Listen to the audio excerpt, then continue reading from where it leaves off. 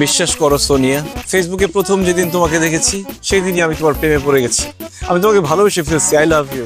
ছি বাবা, তোমার লজ্জা করছে না? এই মেয়ে তোমাকে বাবা বলতেছে কেন? দাদি মিস, আমি তো খুব হতাশ। আপনি আমার মেয়েকে পড়ানোর জন্য প্রত্যেক মাসে কতগুলো করে টাকা নেন। আপনার বেদ কোথায়?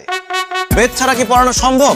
স্যার আমাকে বাঁচান। তুই বাচ্চা মেয়েটাকে কিডন্যাপ করে নিয়ে যাচ্ছিস? স্যার বিশ্বাস করে না, আমি ওকে কিডন্যাপ করতে যাবো কেন? ও আমার মেয়ে। না না স্যার, আমি ওনার মেয়ে না। মা নাই, এখন কোনো মেয়ের সাথে কেন আমাকে তুমি কথা বলতে দাও না? তোমার নতুন মা লাগবে না? না, আমার আর মা লাগবে না। তুমি সারা জীবন আমার সিঙ্গেল ফাদারই হয়ে থাকবে। যতই আশা করো তুমি মনে মনে, সে আশা হবে না পূরণ। আজকে থেকে তুমি আমার মোবাইল ধরবে না, টিভি দেখা বন্ধ। তোমার বাবা তোমার উপর এত রেগে আছে কেন? মা মরা মেয়েটা আমার না খেতে খেতে অসুস্থ হয়ে যাবে, তাকে কে দেখবে? ঠিক আছে, আমি আপনাকে রান্নায় হেল্প করছি। বাবার সাথে কিচেনে যাবেন না। কেন?